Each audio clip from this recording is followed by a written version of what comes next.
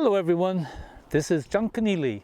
Welcome to a new season of the Hidden Kinvara series, and we're here today at the road down to Parkmore, and we're going to have a look at the two piers in Parkmore and the historical significance of them.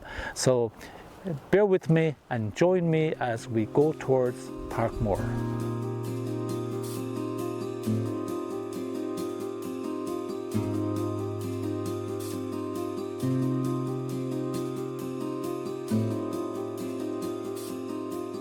Now, we're now on Parkmore Pier, the first of the two piers, and this is the more modern one. And I have with me here, on my left, one of the most famous historians of Kinvara, and it's true. Yeah, Jeff O'Connell. So, Jeff, this was built in. This was opened in 1891. Yeah. And. Tell me this a bit. I see that the Canadian government had something to do with it. Yeah, that's right. Yeah, they provided the funds for it, and it was built by the Board of Works. Right, and that was the OPW. Yeah, that's right. Yeah. Of the time. And what was it? Why was it built? Well, why did they build it? Well, I suppose because of the fishing boats and that. You know, they needed a place to dock. They built Aaron Pier over there. I think around the same time. Did they build Tara? Yeah, they built Tara. At the same time, yeah. and Kevalukon. Yeah. And they were all work schemes, weren't they? Yeah, that's right. Yeah, because they're fine. It's a fine job, isn't it? Yeah. The stonework in it is absolutely brilliant. Oh yeah, it was. Now, of course, when it was built in 1889 or 1881 or whatever it was, there was a lot of traffic coming through here, wasn't there? There was, yeah. And what was the biggest kind of? Well, I suppose the turf coming over from Connemara. Yeah. And there was a lot of trading, though, wasn't there? There was. As well, apart from there was actually a big ship, the HMS Duras. They used to have day trips from Galway.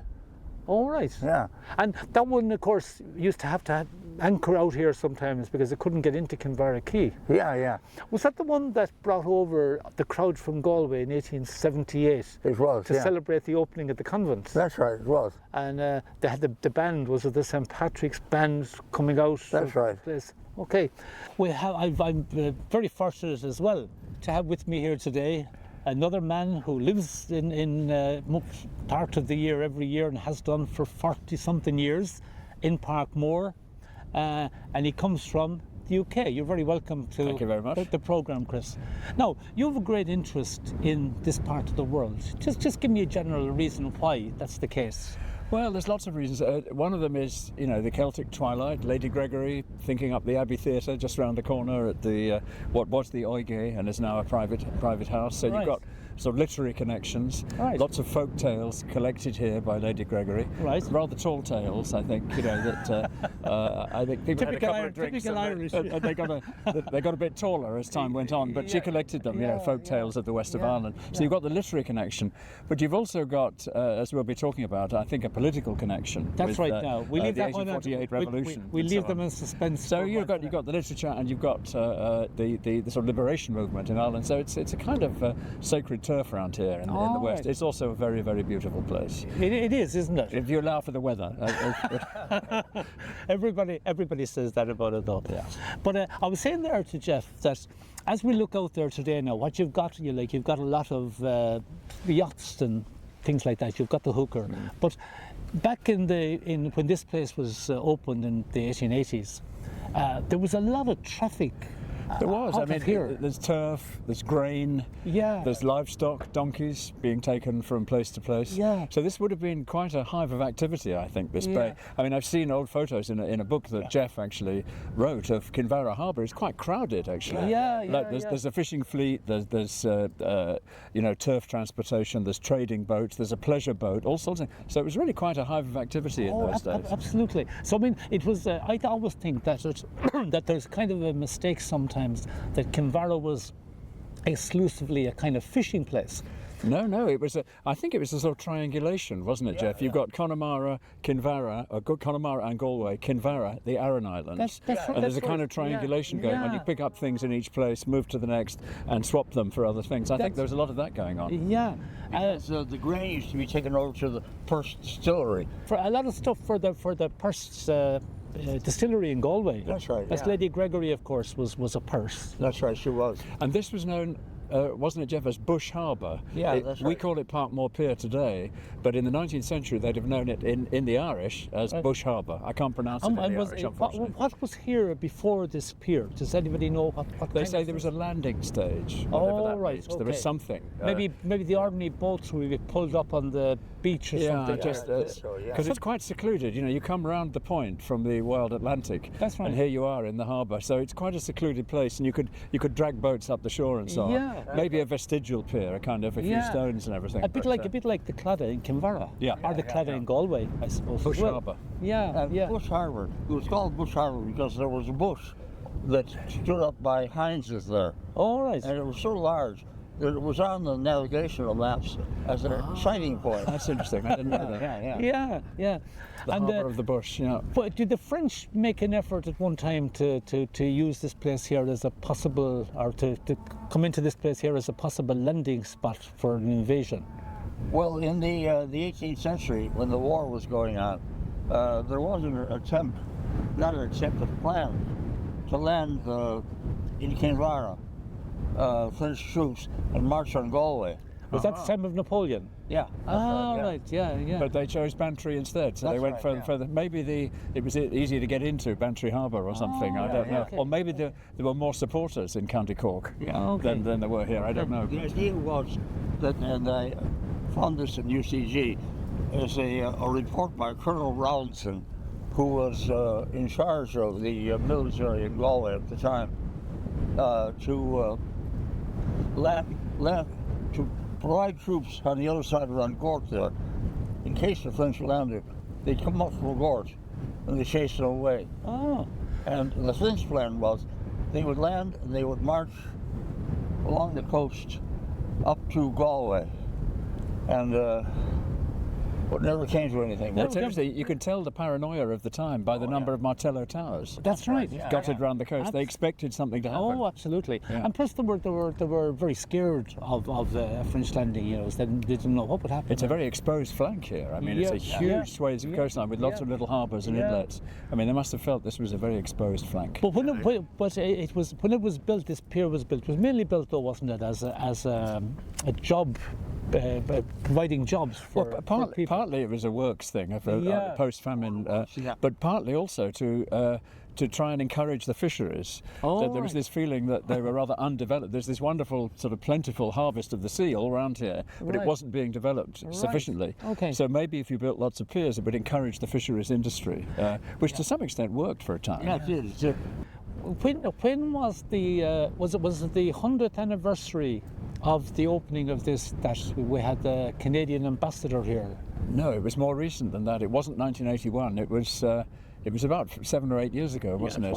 It's stated, I think, on the plaque. Maybe the 50th. But it was nice because, it's what we call mixed funding today. So you have a basic grant from the government, which they'll only go ahead with if it gets matched by the local community. And in this case, it was matched by the people of Canada, and also by De Bastero put in £10, I think, didn't he? The Count De Bastero.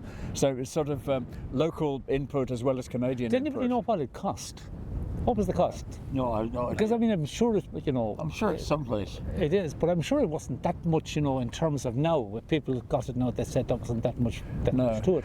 So what kind of a ceremony was here? Were you here for that? I was here for that. You were here for that too. What kind of a ceremony was it? Well, the Canadian ambassador arrived, and he was a very large, well-built man, and he looked exactly as you'd expect the Canadian ambassador to, Hudson's Bay Company and all that. And a little ceremony, and thanks to the Canadian people, saying that really it hadn't been mentioned before. I think somebody had discovered it in some archives, this connection with Canada, and so they thought it was time to thank the Canadian people publicly. It was a nice event, actually, and I think a hooker came and moored next door, and he stepped onto it with a life jacket, and off he went. Do you remember? And so that was all part of it as well. Very so it was nice. quite fun. Very yeah, nice. yeah. Very nice. Okay, so now this is one pier. This is the pier that everybody knows about Parkmore. My own association with it would have been years ago, coming down here fishing for mackerel, when mackerel could be fished far in the bay and captured. I should say also, in this part of when you refer to peers of the realm, in England you think you're referring to the House of Lords. Here you're referring to these structures all around the coast, peers of the realm. So piers of the realm with the harbours. Okay, so we're going to go on now to the pier that predated this one as another part of Parkmore. So join me in this little trip over to the second pier in Parkmore.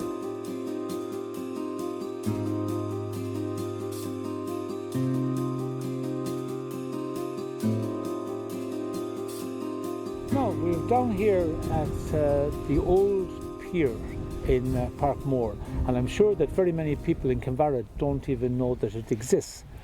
And it predated the big pier that we've just left by hundreds of years. And I'm here again with Chris Frayling and Jeff O'Connell, two of the men who know more about this than anyone in Kinvara. So Chris, you're very welcome again. Thank you very much. much. We're near Chris's own house, which is right beside us here. Jeff's house is just up the road from here. So Chris, tell us a little bit about this particular pier first, and then we get on to the political dimension, because there's a big political dimension for this pier. Well, you've got a little harbour, a little round harbour here, which is full at high water, and will take a medium-sized keel boat. Right. And you've got a pier or jetty as one of the walls of the harbour. And behind us, you've got a ruined abbey, the Abbey of St. Brecon. And my guess is, because these are fairly ancient constructions, that these were part of the economy of the abbey, that the monks would get their provisions and trade a little bit with this. It's obviously connected to the abbey, in which case it probably goes back to the Middle Ages. So it's a long, this was in existence for hundreds of years. I think so, and it's still usable. I mean, I have taken a boat from in this harbour to Inisheer at high water about 10 years ago. It was a great adventure, just to see that it was possible. It is quite possible. And it is possible. But you have to time it right, because there's about sort of 20 or 30 minutes at high water where either side of it where it's safe, and then it begins to get a bit dry again. Yeah. So Jeff, in this area here, where would the most people in Parkmore have been living? Well, up to recent times. Up the road there, and along the main road. They wouldn't have been living down here. Would you have had a... No. I think it's living down here now. No, this was a field when we built, as a traditional Galway cottage, we built it in 1982. And we wanted to build something that looks inconspicuous, that didn't look as though it was plonked down in the modern period. Right. And I realised it had worked when a calendar for Heritage Ireland came out a couple of years after we finished, and I opened it, and we were February. Traditional Galway fisherman's cottage. I thought, right, that's it. Oh, yeah. Everyone thinks it's been there forever. No, forever. All right. Yeah. No, there was nothing here. There was nothing here. See that field there? Yep. Behind behind the abbey. Yeah. Yeah. Well, I remember going over there with Onya one time, and it was Heinz's field at that stage, and there were all kinds of house foundations in that field. Oh. They're all gone now. They're all bulldozed away. And in the early Ordnance Survey maps, and pre that, in the 17th and 18th century, the boring, the little road that we've come down, there were quite a few houses. There was a community of Parkmore. Yeah. So you've got the boring, the main road, and the abbey, and it was quite a village, Parkmore, in those days. And it was referred to on the Tithe of Plotna list as Church Park. Church Park. Yeah. All right. Because I would have thought that you know, where you had a harbour, that you'd have people kind of living close by. It's a fairly small one. It's a mini harbour. I know, yeah. Sure was mini harbour, but all the boats they had. Well, there were houses, as Trent says, up there. Were made use of it. Yeah. No, we're going to come in Ireland in 1848. We had the Young Ireland Rebellion, or Young Ireland Rising. Probably a misnomer to describe it as both, but in 1848 all over Europe, societies erupted in rebellion to get rights and so forth from kings, and people in Ireland, usually I think in the main the people in Ireland were with Daniel O'Connell trying to get repeal of the Act of Union. And some of them didn't really approve of the peaceful methods because they weren't getting anywhere. That's right, yeah. Also Catholic emancipation. He got Catholic emancipation at that stage. Yeah. But they were tired of that. So some of them broke away from him and they decided that they'd have a rebellion. And that happened in 1848. They were like the Black Panthers of their time. Exactly. Breaking away from Martin Luther King. Yeah. And it was an absolute disaster because for many reasons, but one of the main reasons was in the middle of a famine, for God's sake. Yeah. And people in here around the west coast of Ireland had many more preoccupations than just simply rebelling. But anyway, the man that we're talking about today is John Blake Dillon. John Blake Dillon. And John Blake Dillon was a pacifist. He didn't really want to go along with them at all. No. But he felt when they went to Widow McCormick's cottage in Ballingarry that he couldn't not take part. Yeah. So he took part. So Jeff, do you want to tell us what happened when they had this rising in Ballingarry? Well, there was a rising, as John says, in this little village of Ballingarry, and it was fizzled out. Now, it went on for a couple of days because the local police came there and they occupied a house belonging to Widow McCormick, and they took their children hostage in the house. That's right, yeah. And then I think reinforcements arrived, didn't they? And yeah, they did. And then the shooting started. The rebels left and they scattered. Now, there was a serious enough consequence to it because the laws were very, very severe on anybody who took up arms against the state in 1848. Yeah. So the leaders had to go into hiding. And one of those leaders was our friend John Blake Dillon. Now, who wants to tell me about John Blake Dillon and Kinvara? John Blake Dillon, he's on the run. Yeah. He comes to the west. He goes to Kilfenora. He goes to Ballyvohan, and then he comes to Kinvara. Right. And according to a letter he wrote to his wife Adelaide, it's a very important document, August the 30th, 1848, he says he left, he's disguised as a priest because he's a wanted man, he's on the run. Right. And not only is he on the run, but by a recent proclamation, the government has said anyone who harbours a fugitive will be treated as a traitor, and will be dealt with accordingly. So anyone who looked after him was also taking a huge risk. So he's on the run a lot and only spending the odd night with friendly people. He's dressed as a priest in spectacles, a big hat, and he says, I was dressed as a sick priest, rather, right. and so people would take pity on him. So he says in this letter, he's in Kinvara, and he comes round the coast, round the seashore, for 4 miles. Yeah, that'd be about right, wouldn't it now? Yeah. Somewhere around here then. I haven't done it with the pedometer, but it's about that, yeah? Yeah, I think it is. And he says he stayed in a little cottage, which Jeff and I think is one of the 2 cottages on the Boreen there that would have been there on the seashore. I think that's where it was. I do, yeah. And then he arranges for a boat to take him from this pier, which up to now people have thought meant modern Parkmore Pier, but it wasn't built yet. It's not built in 1881, so we're talking 40 years earlier.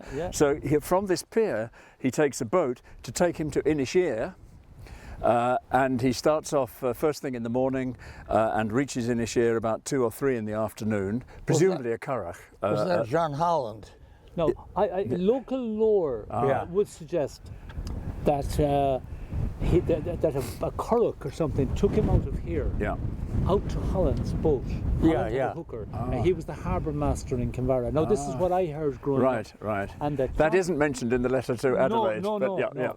That this John Holland ferried him to, I presume it was the Iron Islands. Yeah, yes. He could have got there in a currach actually, but yes, I mean... You proved that. Well, no, yeah, indeed, I've done it. And in July. I've done it, yes. I had an outboard motor, which he didn't have the benefit of, but nevertheless, it's quite a trek. Yeah. It really is, and there's quite a swell when you get out into the wild Atlantic. There's a local lore anyway about this Holland. He was the harbour master in Kinvara. Yeah. And that he brought him out on the hooker. So we're unless other information becomes available, we're never going to So he's on Inisheer, He spends a couple of days there. He then gets a curragh. He describes it as a canoe to get onto Inishmore, where Inishman, where he hides in the rocks for a few days because he can't trust anyone because of this proclamation. He can't be sure that they won't turn him in. But before you go into that, when he came to Kinvara, he met up with a priest. Father Arthur.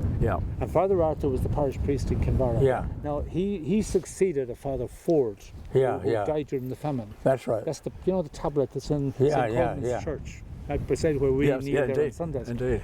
And that Father Arthur kind of looked after him around here. Mind you, he says some unflattering words about poor old Father Arthur in the course of the letter now. Yes, indeed. Yeah. But go on anyway, sorry. He's not quite certain that he's entirely friendly to the revolution. That's but, right. But the atmosphere must have been very, very tense. Yes, I mean, also, as you say, we're in the middle of a famine, so you're surrounded by, want and disease and death and everything else. So all this is going on in this very tense atmosphere around the west of Ireland. Right. So it must have been quite an atmosphere that he was dealing with. So yes, he gets the boat from here, goes off to the Aran Islands. Having spent a few days on the Aran Islands, he comes back. Goes to was it Sandymount? What's it called? Salt Hill. Salt Hill. I'm so sorry. Yeah, sorry. Forgive me. I've got James Joyce in my head. He goes to Salt Hill. He then goes to Tuam. And where he lies low, and he writes the letter to his wife to his wife Adelaide on the 30th of August from Ahascra. That's right. But nevertheless, he's lying in Tuam, and eventually persuades someone to get him a boat from Galway to go to the United States. Right. He goes to New York and founds the Fenians. So this is the sacred turf. This is the place where a whole chain of events started, which led to the foundation of the Fenians in New York. I mean, I know there isn't a plaque or anything, but that has to be special, doesn't it? It does. And he went first to France. Before he went to America. Did he go to France? Yeah, he did. Yeah, with 3 other of the young islanders went with him. Oh, he'd been there before. They were looking for assistance, weren't they? Looking for assistance, and they didn't get before it he from came the to French Kinvara. government. So it's Kilfenora, Ballyvaughan, Kinvara, Inishere, Aran Islands, Galway, Tuam, Ahascra, and then off to New York. Off to New York. But it must have been interesting, He spent 3 or 4 days around here now in that cottage, pretending to be a priest in need of fresh air and all the rest of it. Exactly. And a square meal, presumably. And a square meal. And he was very well in with the priests. Now I saw somewhere he studied 2 years at Maynooth. Yeah, that was exactly what I was going to say. I think that maybe was he a Catholic? He was, but he spent 2 years in Maynooth, and he would actually have maybe met some of those priests when he was a student in Maynooth. But he went on to higher things. There's clearly a network that sort of hands him on in different parts of the West, and nearly always priests. 1 or 2 he wasn't certain about, because the peelers arrived the following morning. He thought, hang on, maybe they informed on me. The other thing about them too was they were frightened. They were. Well, really they were putting frightened. themselves at risk. I mean, it was almost a capital offence to harbour a fugitive, so they're taking huge risks to do it. That's why I was, kind of shocked at that paragraph at the end of the letter. It is coming. Do you want to read that for us? I've got it I have here. to get this here because this is the man now that people took great risks. Absolutely. To protect. And in the letter, now this was the letter wasn't for publication, of course. This is a secret letter, and in fact, he says to her, keep this under your hat. Don't tell anybody. For goodness' sake, don't tell anybody. But I'm going to share my deepest thoughts with you. I mean, you must remember, he's been to Maynooth. He's a bit of an intellectual. He's a middle-class revolutionary. Yeah, he is. And he mixes with middle-class revolutionaries. This comes through very strongly in the letter. Absolutely. So he says that this is what he wants Adelaide to keep under her hat. The final paragraph of the letter. As for the people, I have lost all faith in them. They are treacherous and cowardly, and if Ireland is ever destined to be free, her freedom must be the gift of strangers. It is in this connection I said my career as a patriot is almost closed. After what we have witnessed, I think it would be madness to hope for any manly effort on the part of the Irish people, and the attempt to emancipate by foreign agency a people who have not the spirit to raise an arm in their own defence appears to me rather quixotic.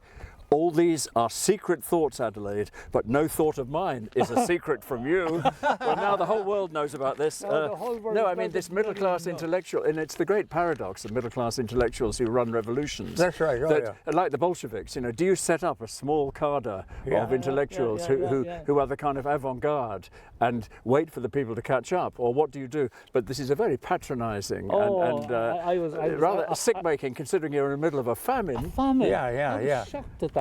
And I mean, he wouldn't have been without noticing it being around here now, and people suffering terribly in the famine, and to indicate his disapproval, and to indicate it about people who took extraordinary risks to conceal him. And so I know. I mean, people had put their own heads on the block for his sake. Only nights before. But what's so interesting is he says, if it's going to happen, it'll happen from strangers. Off he goes to New York and founds the Fenians, and Irish Americans become the strangers who are going to do things from outside. So it's quite an important thought. It is. So that Kinvara then, even though it was in the middle of famine, coming towards the outer edge of the famine, nevertheless was responsible for a future rebellion in 1867 of the Fenians.